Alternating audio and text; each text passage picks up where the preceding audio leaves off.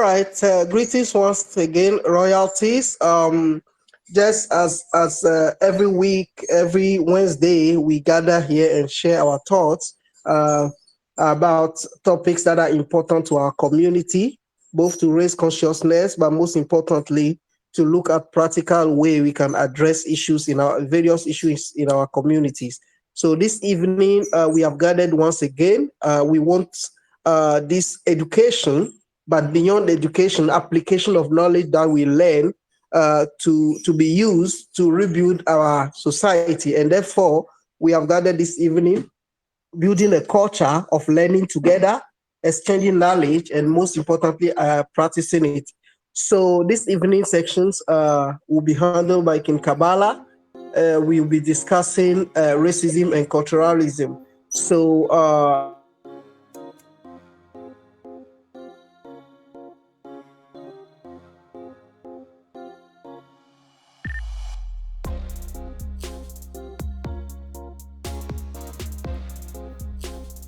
Well, King Giovannis, I think we lost you.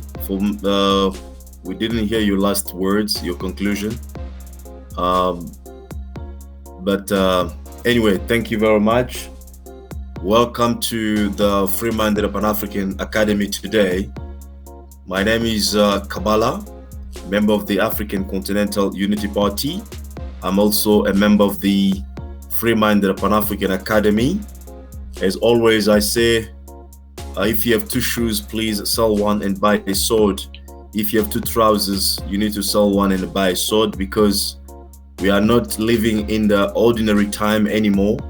We are living in an extraordinary time where we have to make sure that we lay down a blueprint for the new Africa that we want. So basically, I call this time a revolutionary time. And the revolutionary time needs a revolutionary mindset. That's the reason why we gather here regularly every Wednesday to talk about the mindset. The aim here is to, through our contributions, all of us, to create a different mindset, a revolutionary mindset that is fit for the new Africa that we want. Because some may think that for the new Africa we want to happen, we must pray to God to make it happen. But the reality is we must make the new Africa happen. So then before I proceed, I will invite everyone, please, who is not speaking, to mute themselves.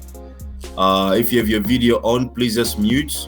You can just open yourself when you are about to talk, and I'll do a short presentation and open the space for all of us to interject, because we believe in interacting learning process. We don't believe in the banking style of education, which has been widely used by the Western society, which considers people as passive receivers of whatever content that you create. You just come and deposit into people as one would do in the banking deposit. But with the Free-Minded, we have a revolutionary educational system, as explained by Paulo Freire, a Brazilian scientist who came up with this educational style of interaction that considers people as also, knowledgeable about the topic, and it has a focus more into the interaction between people. As a result, people will be able to enrich themselves with more ideas.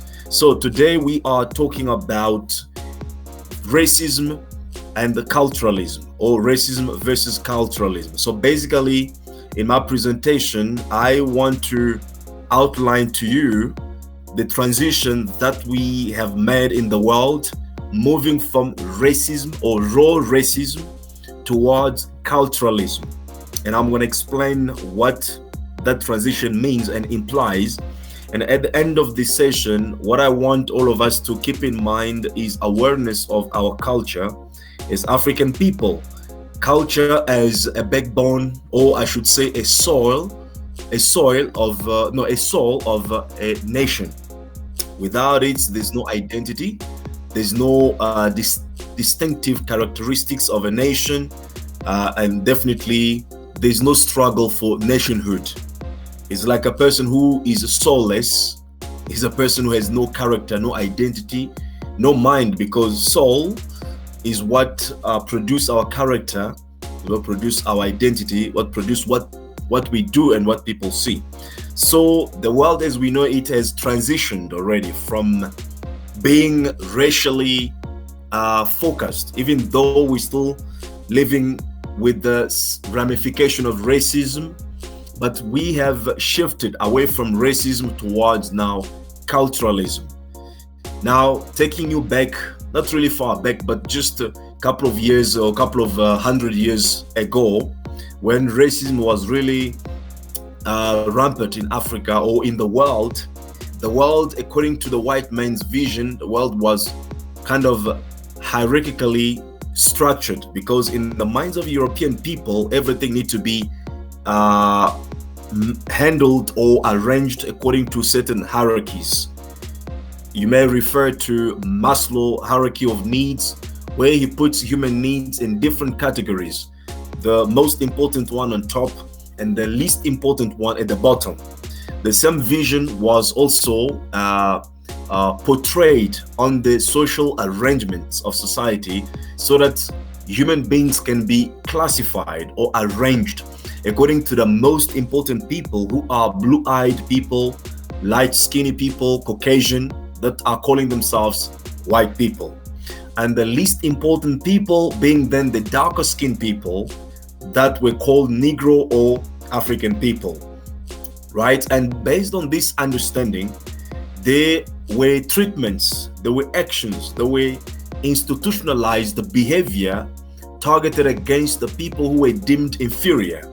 And as a result of that, you know that millions of African people, of our ancestors, were deported from Africa, were transported in chains, you know, in those ships, slave ships. Some of them even being called Jesus, you know, just to understand the level of destruction and deviation. And people were taken out of Africa to be used as slaves in England, in America, in Central America, in France, in all those countries that are today kind of developed countries. They developed their economy on the back of slave labor, which was indeed a cheap labor. So these are actually the actions or the works of racism, institutionalized racism. If you are familiar with some important events of American history, you will recall that there was a doctor, a Jewish professor or scientist who was called Benjamin Walsh. Benjamin Walsh created a disease, invented a disease called negritude. So basically, according to Benjamin Walsh, as he coined it, negritude is a disease that is related to the darker skinned people. The darker is your skin, the more sick you are with the negritude. And the negritude is characterized with lack of wisdom, deficiency in thinking, in reasoning, in understanding. So basically, a black person was qualified according to these scientifically, because these were Western scientists, not even scientific, but I should say they were ideologically so-called scientists. According to them, black people were just kind of the degeneration of human being, inferior beings that had to be used to build the Western social standards, the economy of Western society. So basically, the duty or the task that was reserved for black people or for people of color generally was to be at the feet of Western men, to serve them and to build their comforts which they've been enjoying and their children are enjoying at the moment. So these are realities that's were going on during the period racism was more rampant in the world, because people were believed to be different biologically and therefore intelligently, psychologically, as white people were believed to be descendant directly from God, and black people from animals or from monkey. So all these things have tortured, have destroyed the world.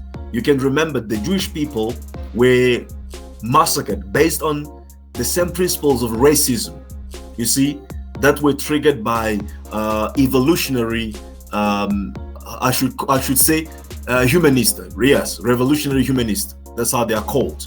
So they're backed up. They had to find some kind of evidence, so-called scientific evidence, to back up the agenda of extermination, domination, and oppression of other people. And the people who have suffered the most due to racism are the black people, the African continent, and we are still suffering today due to that arrangement of, of Western society, or of Western view of society. Now, the point is, it has become now clear. There's more knowledge that has come to light, that has come to human minds, more scientific proof that are showing that race is just a social-cultural context. You cannot define race based on biology. It is impossible, because in all of us human beings, whatever color of skin we carry, we have more common things than we have differences. And you may even find the people who have the same color having different biological structures, than the people who have different color. For example, you can have a darker skin, but when they try to check your blood composition, your genetic composition, all these composition of your physiological or biological structure, you may find that you are more related to a person who can be called today a Chinese person or European person even. So we are biologically more related than we differ. So the conclusion, scientific conclusion that has come up is that racism, or race, actually the concept of race, cannot be defined biologically speaking. It can only be defined in a social cultural context. So it means race is more into culture than into biology. It's more about cultural differences than it is about biology, because biologically speaking, it's difficult to separate people based on biological traits. So this knowledge has come up. Then the Western society has begun then to change their perception on racism. And eventually they've changed it, because they don't push racism anymore. They don't push white supremacy based on race anymore, right? They push it rather now based on culture. That's the reason why we wanted to highlight on this, presentation, the change or the shift from racism to today culturalism. But before I jump into culturalism, I just want to mention something about the Western society, because this is very important for us to understand, because mostly we believe that white man is all-knowing, has all solutions, all the knowledge, or generally the Western society is the reference we have to look to for guidance to develop our nations. But when you look retrospectively, you will discover that the Western man, or the Caucasian man, he came from the state of barbarism to the state of humanity, and he quickly declined or deviates from humanity towards, a kind of detour back into barbarism. And I'm going to explain that. You see, we in Africa, we sustained dignified life, civilization for millennials. But white man has been into power only for a few centuries. Already the world is into a decline. You see, for example, in 1920, when Marcus Garvey was around, in UNIA, Marcus Garvey allowed women to have power, to have authority, to have certain functions of power and influence in UNIA, right? Or UNIA, of course, United Negro Improvement Association. So, and at that time, white female were not even allowed to vote in America. And some scholars argue, some historians argued that the reason why the white female in America started to ask for their integration in the system was because they considered this black Negro, that is supposed to be inferior, is already giving a space to a black woman, to a queen. How comes us, we are in charge of America, but we are not even able to vote? And they started fighting for women rights. You see? So what am I saying? I'm saying that white men discovered the importance, the role of women just now. But before that, they were dehumanizing women. There are some literatures that are very disgusting. For example, coming from Catholic Church in the 7th century that were stating that a real man must rape as many as 7 women a day. These are records, right? And these people came from that stage. And now they are the ones who are fighting for the right of women. They are the ones who are even demonizing Africa, saying that we are mistreating women, while we couldn't have a king without having queen next to him. You see, look at this. We in Africa before used to consider the environment as part and parcel of our identity or our beingness. We looked at the trees as living beings or living entities, and we understood that there's a connection between us and the trees. So that's before you chop down a tree, an African person will make prayer that tree before he can chop it down. And when the white man comes, look at that, he said, okay, these people are barbarians, they don't know nothing. And he started chopping down the trees to build houses, to build chairs, to just to build things. And today he's the one who is now chanting about environmental degradation. He's the one who is now chanting, creating NGOs to protect the environment, to protect the trees, to protect the forest. So it means we understood these things a long time ago. These people, as the barbarians, they came into the humanism by being in contact with us.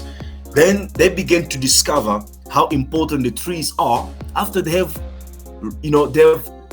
ravaged them. Look at the human rights. It's just in 1948 that European men recognized that there is a concept of human rights. But before that, they are the ones who enslaved people. They are the ones who tortured other people. They went into villages, into countries, into the cities, into other people's communities to bring them destruction, to bring them chaos, to bring them division, to bring them violence. In 1984, they are the ones now who have been pushing, no, we want human rights in Africa, we are fighting for human rights and all those kind of stuff, coming up with the institutions such as the world, the international criminal courts to judge those who violate human rights. But yet in Africa, in 12th century, in Mali, we have what is called in French, Charte de Mendeleev. This was a kind of African charter of human rights, because when you read it, it's all about human rights, So this is 12th century, before, European can have in their mind an idea of human rights. So this was just a bracket to let us understand that we have made it and we are capable to make it again. European men has come to realize humanism or humanity in contact with other people. And he even deviates, because look at the world today. We were just talking about floods, environmental degradation. He has not been able to sustain life for millennials as we did, or as our ancestors did in the past. He's already leading the world into the chaos. Look, there's a war today in the Middle East. There's a war today in Russia. There's a war today in Africa. All this because of European men. We are at the blink of destruction due to nuclear warfare. There's this thing that is called the doomsday clock. It's a doomsday that is already sitting closer to midnight. It means when it gets to midnight is a obliteration of human society. It's a nuclear catastrophe. Nuclear warfare will break in and stuff. So already we see that these people are leading us toward destruction. We don't know what will happen with AI, you see. So that was a bracket. Let me close it. Now, I was talking about the transition that the world has made from racism to culturalism. Today, it becomes a taboo for you to treat another person based on race. Today, they don't treat us, they don't call us names anymore. You know, maybe they call us when they are among themselves, but they don't go out there, call us Negroes, call us Kafra, call us all these derogative names that they used to call us anymore. Because there's now, in their minds, they've come to humanity to understand that racism is a cancer, is a disease, and you may almost look backward for you to be a racist. I mean, to show openly that you are a racist in today's society. Then they have opened up the society. Black kids can go into school with the white kids, all those kind of things. But what we don't understand is that the concept may change, but the treatments does not always change or necessarily change unless we make it change ourselves as the victims. It's the same thing that happened at the end of colonialism in Africa. We actually switched from colonialism. We thought and we celebrated that it's end of colonialism without realizing that there's a new version that is putting itself in place, which is now neo-colonialism. And the neo-colonialism, basically, it means new form of colonialism or colonization. That is the same thing that happened with racism. Racist the discourse, or racist the talks, racist the books, all those things that were published by European scientists are now disregarded, are now actually discredited. Now there's another phase in which we're living today, which is culturalism. Now, culturalism simply implies that there's a hierarchy of cultures. There are cultures that are inferior and there are cultures that are superior. So the effort is to get the people of inferior cultures to integrate those of superior cultures, to learn the ways of the superior cultures, to understand and to integrate, to adopt the ways of the superior culture. Basically, what that can be called integration. You see, actually, before even I proceed, I think this is the fundamental difference that exists between those you call the right wing, for example, in America or in France, right wing and left wing. The difference between them is that the right wing, those called conservatives, they clearly say that, look, we are white, we don't want to mix really with the black should be among themselves as a black, us we should be white as a white. Those are the kind of your Donald Trump people. Those are kind of your this lady Marine Le Pen in France, for example. They say no, we don't want to mix. At least they are good, they're open. Now the difference between them and those called the left wing or the Democrats is that Democrats say no, we must be united. We are one people in the world. We need to be united. The Joe Bidens, the Obamas, those kind of people. So the unity they're talking about is not really unity, is integration, is to absorb the people of inferior cultures into the superior culture, which is the culture of white men. Now, how this works?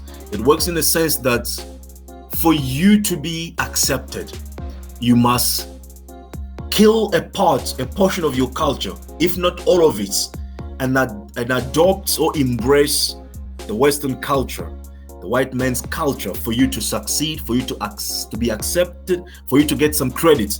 Even in literature, some of our writers, when they are writing, even though they are writing to African people, their message are supposed to be for African people, but psychologically, they firstly address themselves to the white people because they have to make sure that they are excellent in their English or in their French. They write perfect English. They write perfect French to make sense to the English people, to make sense to the French people, who then have to give them marks as to be as good writers, good authors, or bad authors. So you see, they have to qualify themselves first by writing in a very good English. So at the end of the day, their writings are more directed to white society to be accepted there. So they have to excel in the language of white men than really to be meaningful to their people, who are the African people. So this is part of cultural imperialism in which we talk into that. That's the reason why we are speaking here about Africa, but we have to use English. We have to use French in other instances. We have to give to our children French name, English name, biblical name. You see, if somebody says something very important, one of my comrades, he said, when you just see that all the angels' name are, or all the name of the angels are in English or in French, it might just mean that heaven also has been colonized.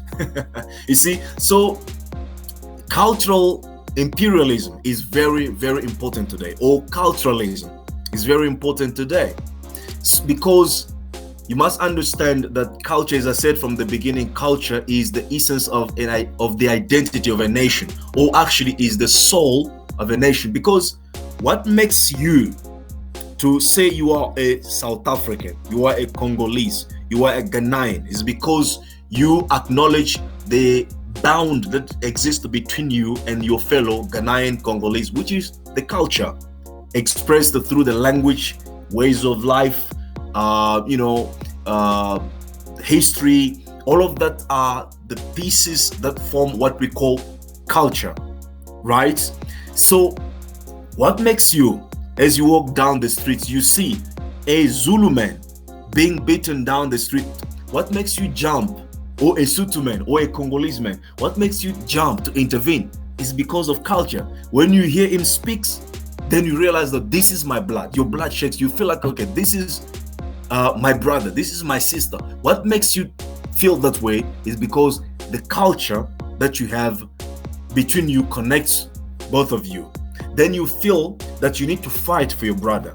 What makes us today to fight for Africa is because we recognize that we are African people, and this is being African people is part of a culture of Africa that all of us are buying into, recognize and believe into, which popularly is called Ubuntu. So when you begin to discard your culture, when you begin to kill your culture in order to adopt the culture of other people so that you can succeed, as I said, because today success has been almost conditioned to the level of acceptance that white people put on you or on what you do. If they don't accept you, you cannot succeed, in most cases, in terms of the popular standard of success. If they don't accept you, you cannot be seen in their medias. If they don't accept you, you cannot do businesses with them. So you cannot succeed. For you to succeed, then you need to please them. So for you to please them, you need to integrate them. You need to learn their culture. You need to learn their ways of life and to integrate in their ways of life. Their attire, the English accent, their neighborhood. You need to embrace all these values.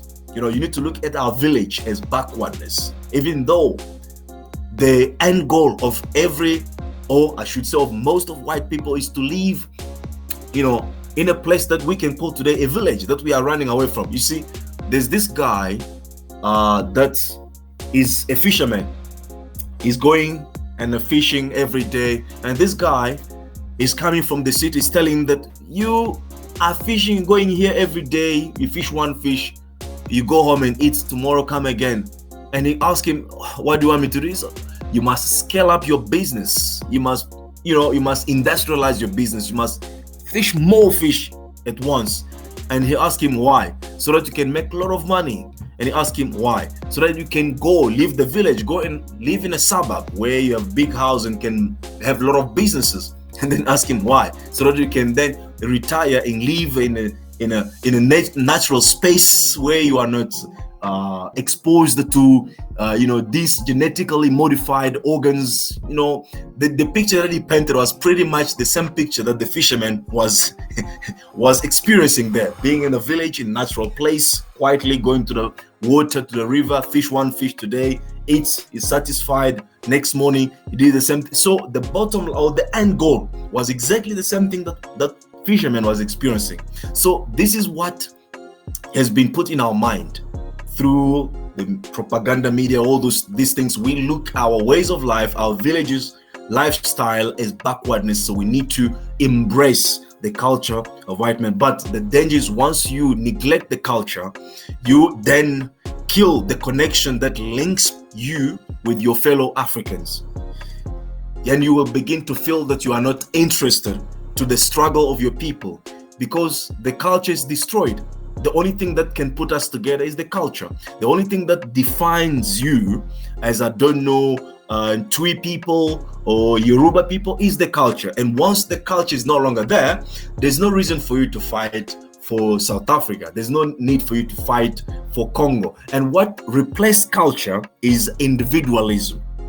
And this is what the Western man has been fighting for, because culture brings us together. You cannot talk about culture if you don't talk about the group of people, because culture is shared among people. Culture is accepted of values and belief that are shared among people who believe into that culture, who are part of that culture. So one individual cannot have a culture. We talk about culture when it's a group values, belief systems that are also passed on willingly to the next generation. That's when we talk about culture. So when you then kill the culture, there's no need for you to feel the needs of the masses or to feel interested about the plight of your people. Then rise in you the needs for individualism. You have to have everything by your own. It's only about you, your own satisfaction. If people are dying next to you, that's not your problem. And that's what we are seeing in the world today. And we are learning it from the Western man. That's the reason why you can have an individual in this world counting by himself 200 billion US dollars.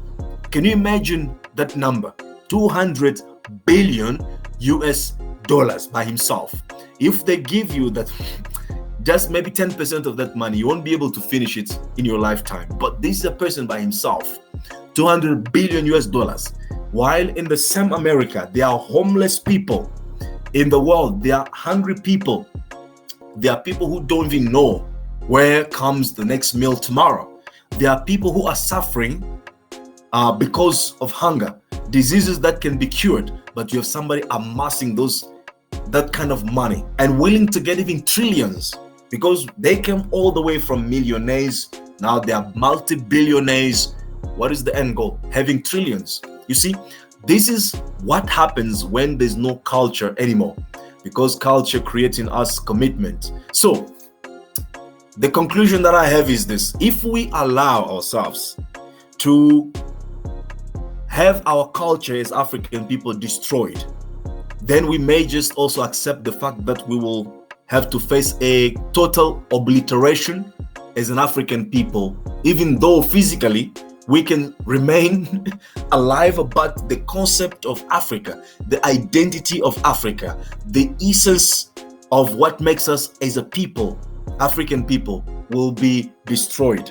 We'll be people without culture. That means we'll become a people without a soul, people without a direction, without a compass, because culture is what gives us the compass, because culture is the formula that we use to interact with the nature.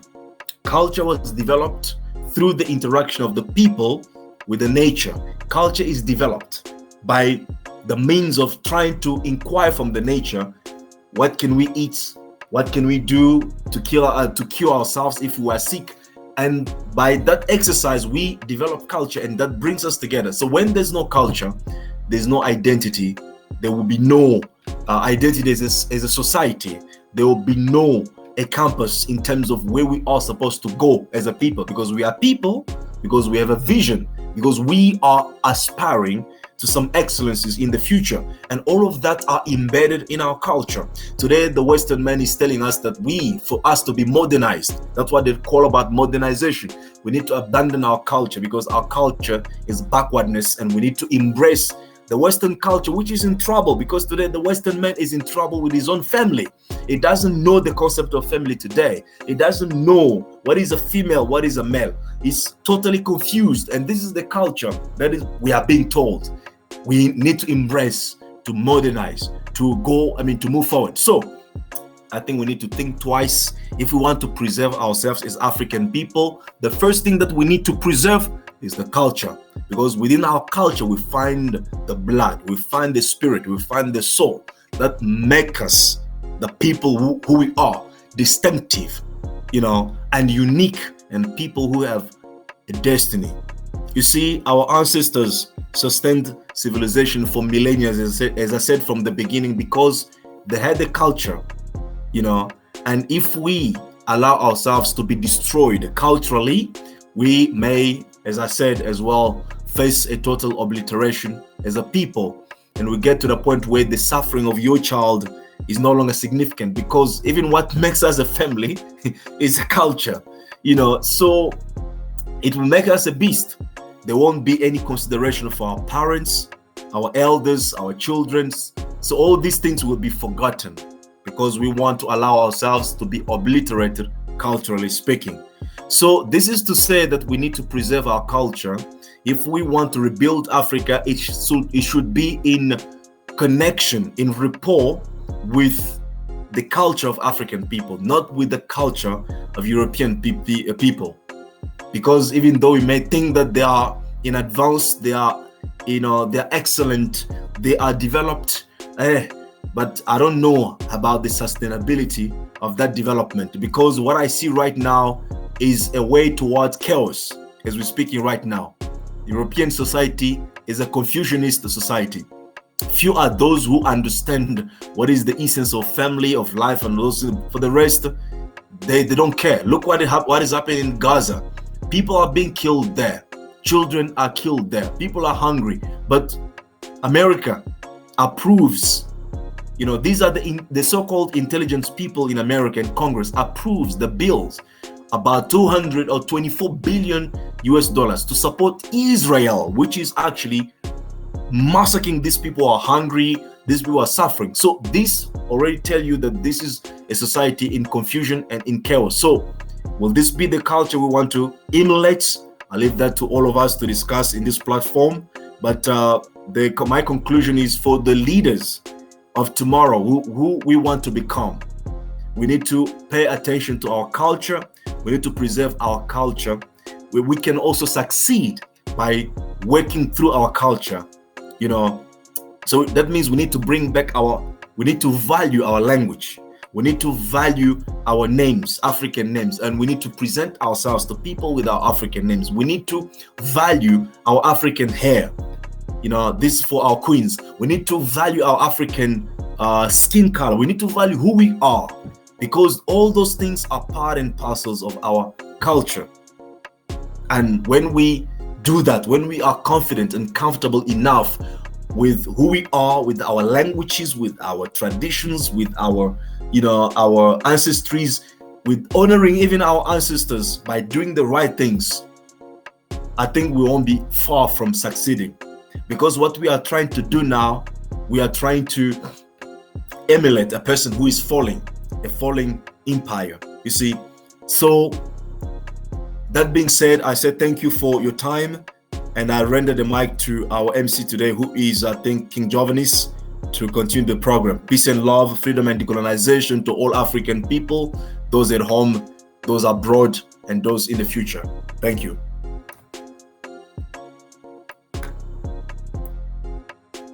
Thank you so much, King Kabbalah, for your wonderful presentation.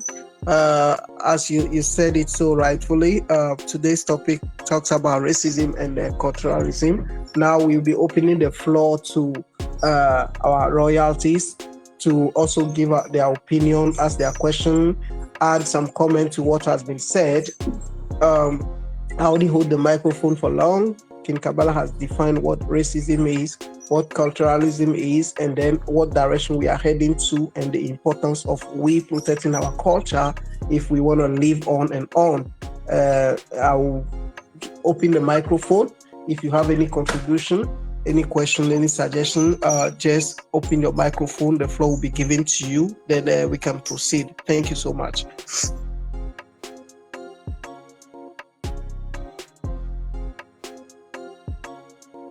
Okay. I think I'm just going to jump in the meantime while the king and queens are thinking and gathering their thoughts on this discussion. Thank you so much, King Kabbalah and King Coffee, for the session tonight. I think this is key. This is really, really, really key, because we want to imagine a new Africa now, and facilitating collaborations and unity needs to be a new culture. There are elements that we're longing to restore from a lot of the culture that was very good in Africa. King Kabbalah mentions, most natives anyway, they live in harmony. They're not destructive to the natural environment. We don't pollute. We never polluted water. Neither did we overfish or overgraze. We freely shared. We valued life. We valued life, and I think perhaps the most important element of culture is how each culture values life. So if we value life, that means we prioritize people, humanity. Ubuntu just means life is important for all of us, and for us to enjoy quality of life, we all need to care and play a role that is positive to other lives. That is why in a community in Africa, whenever you have work, you've got large fields, you needed to work. I mean, I grew up doing that literally. When a family did not have a lot of cattle, the one that has, you can assemble a span of cattle and go and cultivate for those who don't have. And we would actually be doing this thing for free. There wasn't even a question of how much you want to pay us. It was just, we do it. And then when someone is calling in, we bring in the harvest, all the people in the community come and gather the harvest. And all we actually do is enjoy meals, food, music, song, dance, celebrations, we were a people that believe in community, even families. They live in the same estate. All of them work together, brothers, sisters, from the older brother to the youngest brother, to the grandparents, to the so the education and the heritage and the language and the storytelling and learning work, I mean, I grew up learning everything that I need for self-sustainability. Producing our own food, milking our own cattle. We never bought 6-pack milk. But this day, in this generation, which has been polluted by a lot of foreign education and foreign culture, it taught us now you have to go buy 6-pack. Your milk come in cartons and you have to pay for it. And your meat has to come from ShopRite or Checkers, and you have to pay for it. We never used to pay for cattle and goats, and they were grazing freely and ranging the mountains, and all you had to do is just choose the one goat you're going to slaughter and then invite the whole village. You didn't even, you didn't want to privatize meat. It's just my meat. Every time you're going to slaughter a cow, the men in the village come and they help you slaughter it, and then we share, we all eat that meat, and that was the kind of fiber we grew up in. So perhaps those are the fundamentals that we long to restore. And then, of course, continuous learning and advancement of tools, technology, new way of doing things. It does not mean we should compromise that kind of, life, the quality of life. Just because we've decided we now have money or gold and things that glitter, they're more important than life. Now that is the bad culture, because suddenly we value the earth as in stones that glitter, and the money that comes out of it, that to an extent that we would kill each other for that now. And that culture was foreign. It was not our culture. We valued life more, and now we value the gold more, to an extent that we would go kill everyone just for this gold.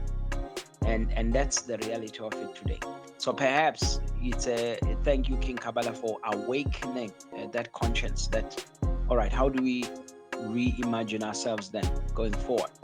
How do we embrace technology without compromising our true values, our true culture, and our language, the way we do things? That is valuable.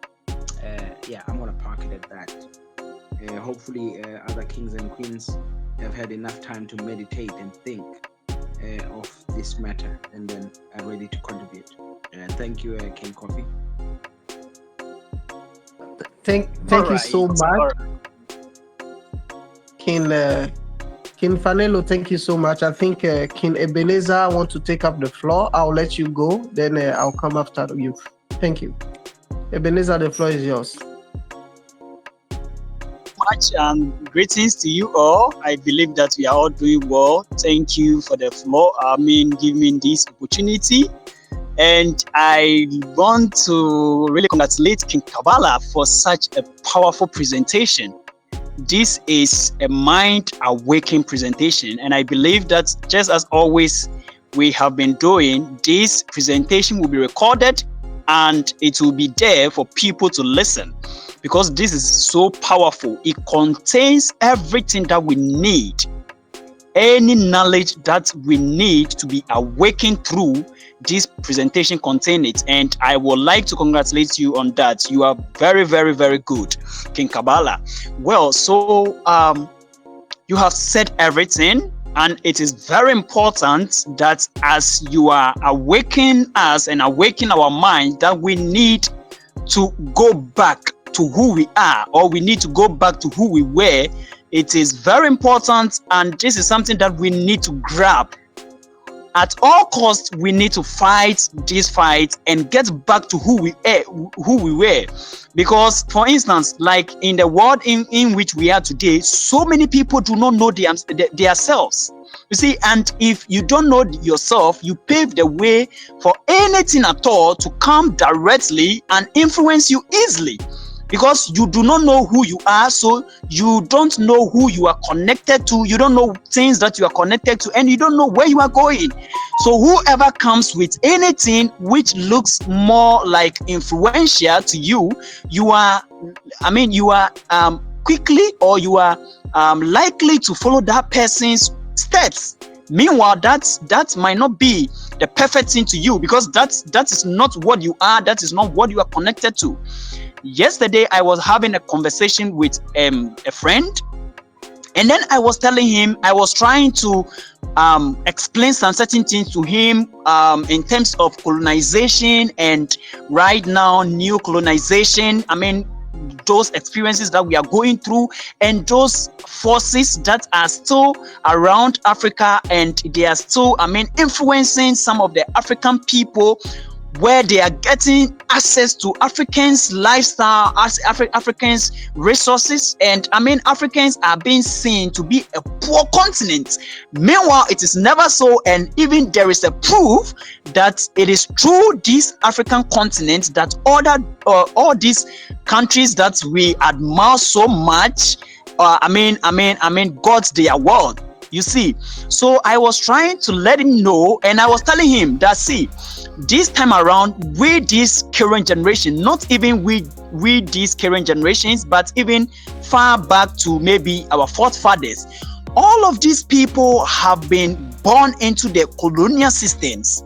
Okay, they have been born and raised into the colonial systems. So whatever this system seems to present to them, they see it as a normal thing, because you have been born into it and you are raised and trained within it. And so you see it to be a very perfect lifestyle for you to live.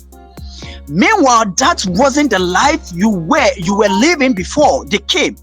You see, so it's kind of, when we put a letter down, we, these current generations, or even let me say our fathers and our grandfathers, what we look either at the middle of the ladder or at the top of the ladder, which presents itself as if it is presentable, as if it is good enough for us.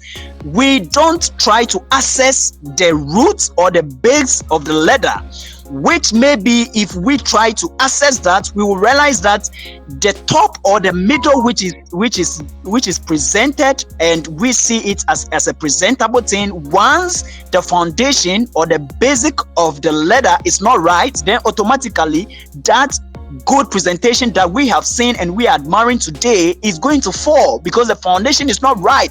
The foundation is not positive. You see, so that is the lifestyle in which we have found ourselves today. We always look at the ladder, we look at the middle, we look at the top, and we believe, we think that we rather have a lot of sense. We rather think that we have a lot of sense. We are in the modern world. We just, as you were saying, okay, these are things that we need our children to learn. In fact, basically, look at, even you mentioned that we are having a good presentation and we are raising the consciousness of African people. Meanwhile, look at it, we are having this conversation or this lecture in the white man's language, which is not fair. Automatically, it means that even if our language, we cannot protect it and we cannot use it frequently, we cannot use it in our communication, it means that we have lost our identity, as you mentioned. You see, we have lost our identity. Right now, in fact, I'm in Ghana. If I should use, Chi as one of the Ghanaian language to communicate, I'm telling you that I can never use it 100%. I could even use it maybe 20%, and even that one may not sound great in the ears of people. And even if I should use my own language, where coming from Adan, I should use my own language, even that one too, I'm going to suffer, because I've been raised in a city and I've always been I've been in school, and I'm trained that if you don't speak this kind of English language, then you are seen to be inferior, as we know. Okay, you are seen to be, you are not brought up where you are not civilized and all that stuff. Okay, in a sense that they have even made this language an official language for the African people.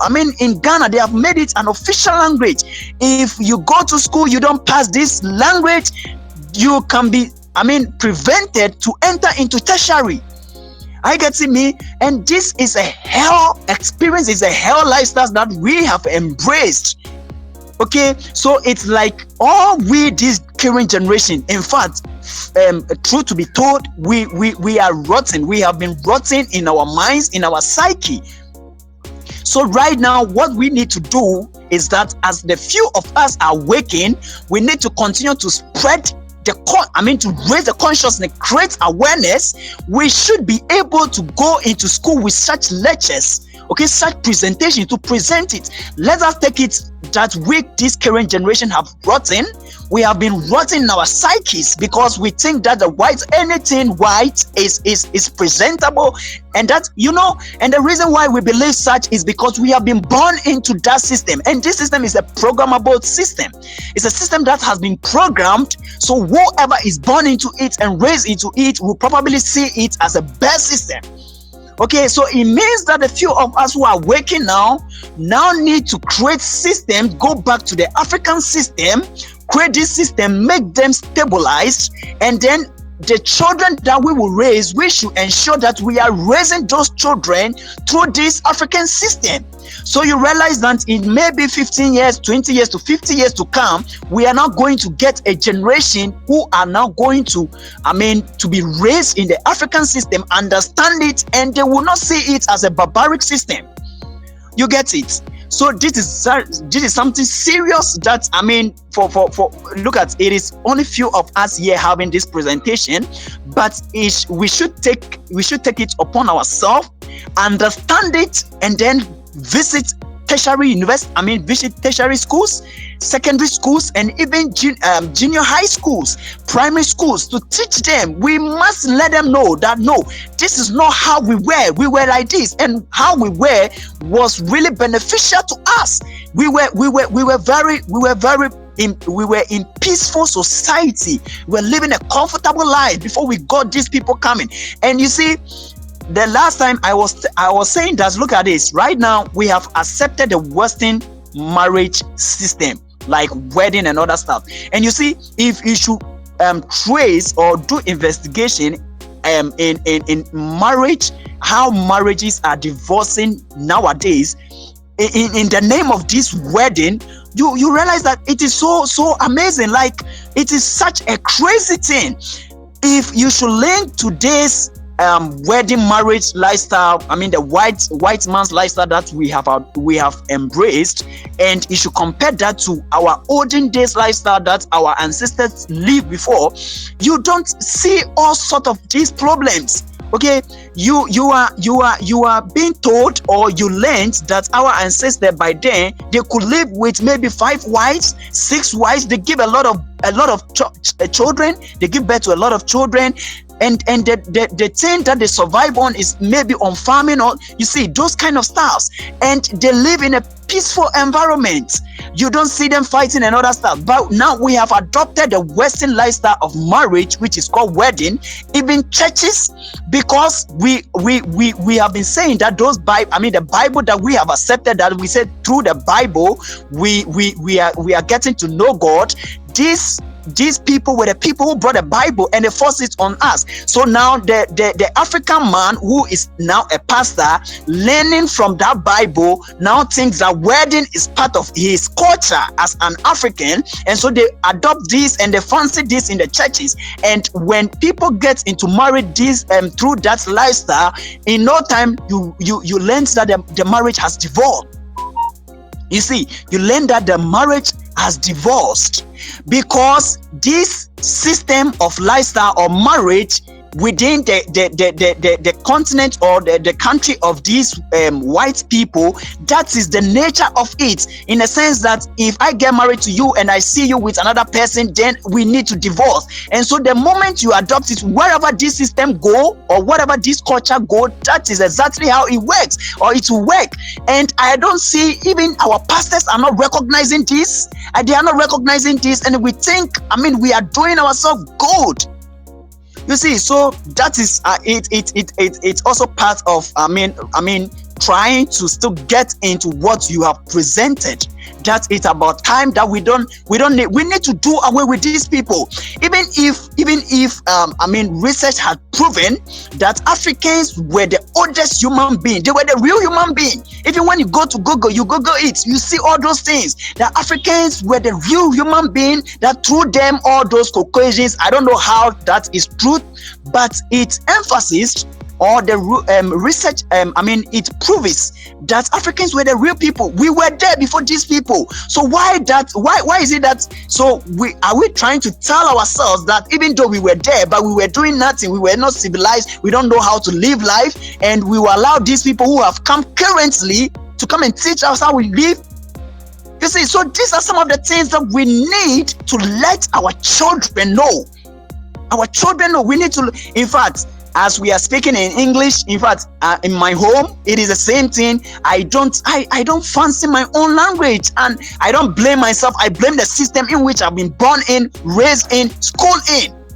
So it's about time. And if we, these revolutionary people, we don't, strive hard to enter into, politics, enter into some leadership positions, for us to come together and say, hey, let us go back to how we were, or how we were, because that was what is happening, helping us by then we should forget it, because this system will continue, because these people will always try to have an influence on you so that you stick to their system. Like the LGBTQ, now they are telling us that is also another gender. Even I had a friend who told me plainly that he's a gay, and he was trying to prove it before, because those, it's their culture, so we should understand them, but we should not allow this culture to become part of us, because it wasn't part of us.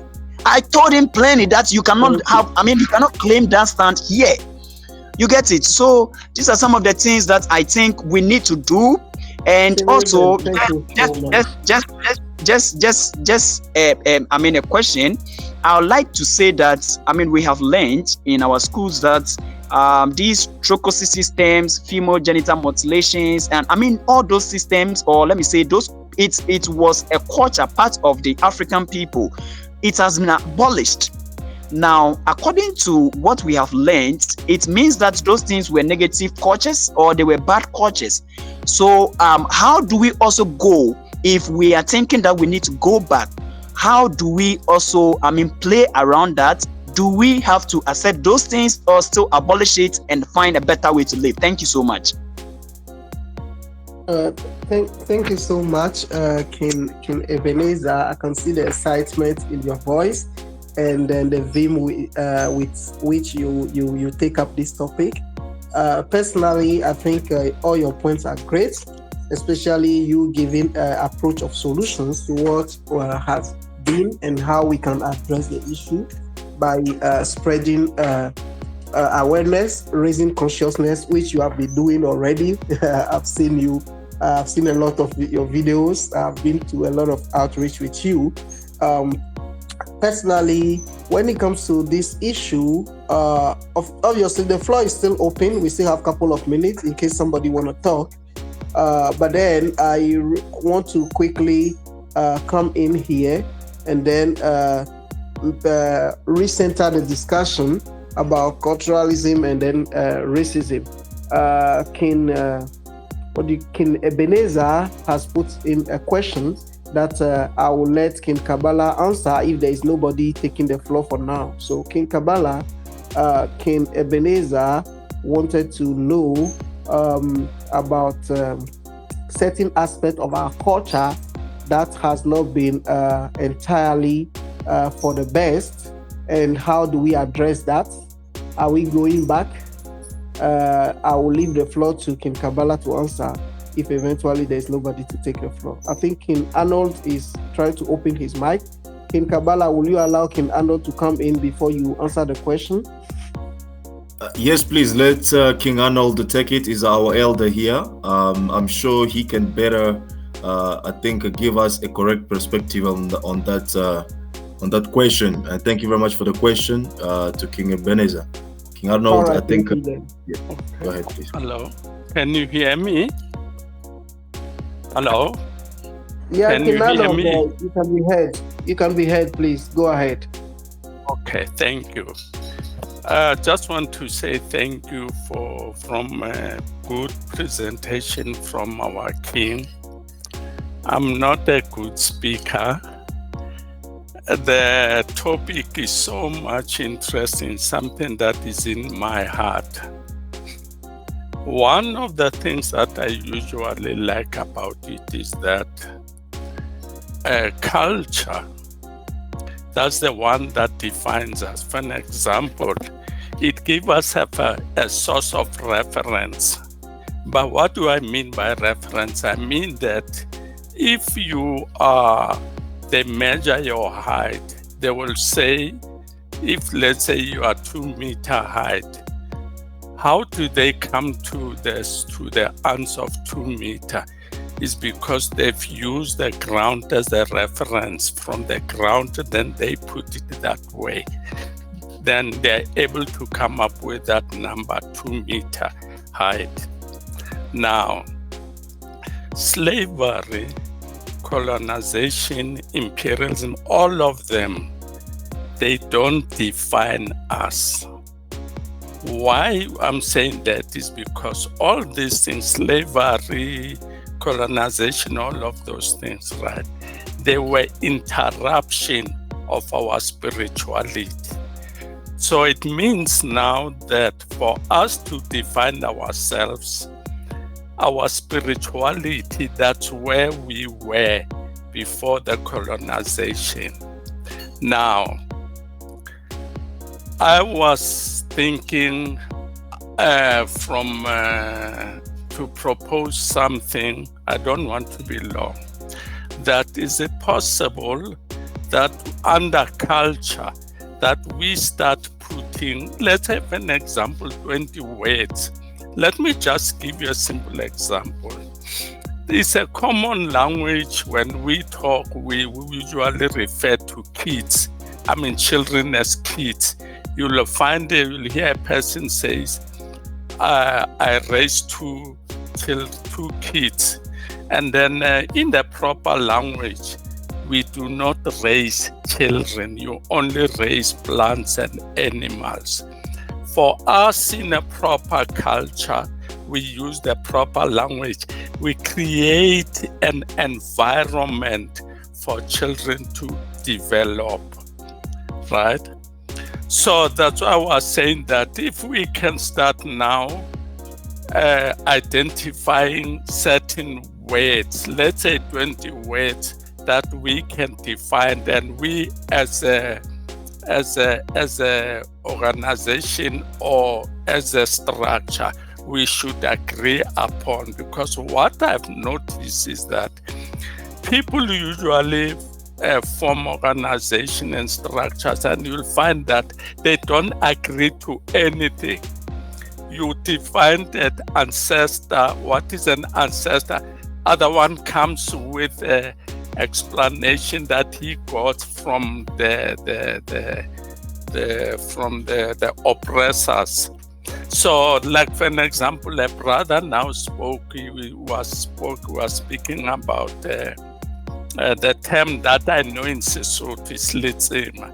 Letsema, I know in English they call it cooperatives. Basically, say Letsema, what it means is that if I've got a job to do, let's say in agriculture, that we need to plant certain things, neighbors will come and then they don't even ask. They come and we work together. The fruits we will, the harvest we will share. So that's why I was proposing that let's identify certain words that will define us. For an example, it's a common language that a person will say, I was raised up from a Christian family. If we don't notice, these are the things that put us backwards. So the topic today is so much important that for us to identify who we are in terms of spirituality, in terms of culture, we must come up with our proper terms or languages. Like I've just made an example, right? So I was proposing that with permission, I'd hope that I'm not getting out of the topic, but I was saying that culture without the proper terms, we're gonna be falling in the same trap again. So we have to come up with a proper terms, whether it is Sotho language or whatever language it is. Let's get the real words that we should start now building up. For an example, right? Let me just give you a simple example, right? Somebody will say, if we don't agree, like for an example, the difference between a rest and a sleep. The proper way way that we can say that body require rest and not sleep. Sleep is part of rest. You see, now, all if we don't get our proper terms properly in our culture, we're gonna always have the same problem. So that's why I was saying that anyway, we can identify 20 words, and then from there we come, and then if we agree with 20 words, then we should be able to say we start spreading our culture. Like I said, we cannot go forward if some of us says, I was raised in a Christian family. What is that? How do we start putting Christianity in our African, spirituality, right? So that's why, and I'll stop here because there are other people who want to. Thank you for this opportunity. All right. Thank you so much, King Arnold, for your contribution. I hope King Ebenezer gets elements of answers to his question. I'm gonna give the floor to King Kabbalah as we have some few minutes left to also try to attend to King Ebenezer's question as well. Then we can literally have a conclusion and then we close the meeting. Thank you. Thank you very much, King Arnold. Thank you very much, King Giovannis. Well, I think any addition from my side related to the question directly by King Ebenezer, what I will say is that one of the characteristics of culture is its dynamism. Culture is not supposed to be static, it's supposed to be dynamic. So when we talk about culture, it doesn't necessarily imply that we need to go back to the things or the way to copy exactly things that we did millennials ago and stuff, like to start doing them today. Things that we did when there was no cell phone around, there was no smartphone, internet, all those things, you see. So we have to adapt our culture to the needs of today. That's what I think King Fanelo mentioned, that we need to find how we sync our culture with the technology and all this stuff that we have today. Because remember, as I said, culture is not just there for fantasy, but it's there to respond to the need. It's our mechanism of existence. It means that through culture, we know if we want medicine, where we can get it. If we want to create a proper environment for our children to grow, as King Arnold mentioned, we know what to do, how to create that environment. So culture gives us those responses, you see. So it means we need to look in today. What are the needs we have today? Basically, as African people, the fundamental needs that we have today is the need to liberate ourselves. Then how do we eventually adapt our culture to the need of liberation, to liberate ourselves? So anything else that is not contributive to that need, or that can be deemed negative, we have to leave it outside. I mean, basically, Dr. John Henry Clark said it better. He said, anything that touches your life, anything at all that touches your life, spiritually, culturally, economically, physically, anyhow, it must be an instrument of your liberation. But if you cannot convert it, if it does not suit, to be an instrument of your liberation and emancipation, you must throw it in the trash can of history as quick as possible. Thank you very much, King. Thank you so much, King Kabbalah, for your wonderful word. I don't know,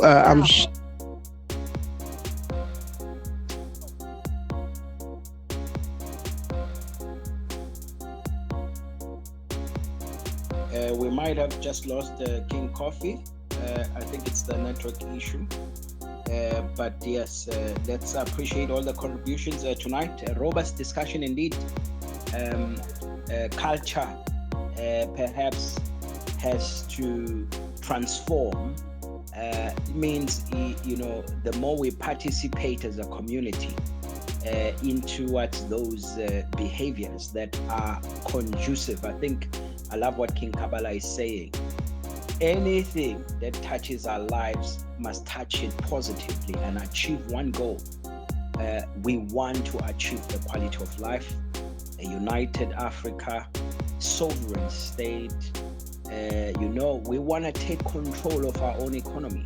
We want to take control of our own currencies. We want to take control of our own education, our own infrastructure, technology.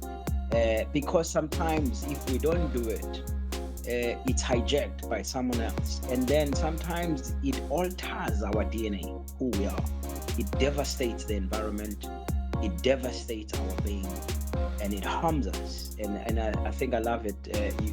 King Kabbalah just says that throw it in the bin as fast as you can. Get rid of the weed.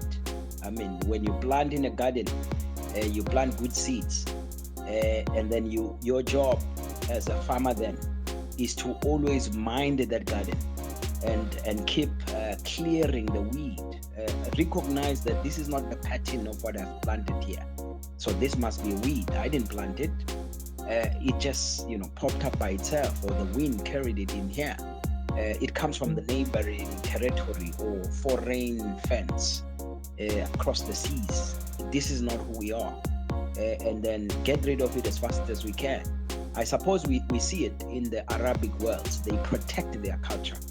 That's why they still dress, eat the same foods, language, and their education, and it's pretty much preserved. If you look at other cultures like Jews, they like to preserve ancient heritage. Therefore, there are certain elements that we cannot alter. Our spirituality, understanding and harmony with the Creator, we cannot alter that. We can't flow with the flow. Europe today, they don't recognize the Creator, for instance, and that is really detrimental, because in that state it means anything is okay. There's no wrong, there's no right. If you want to kill someone, build a nuclear bomb and kill them. It's okay. If you want to go steal, kill, and destroy, go ahead. Shoot. If the bully is the one who survives and take over the loot.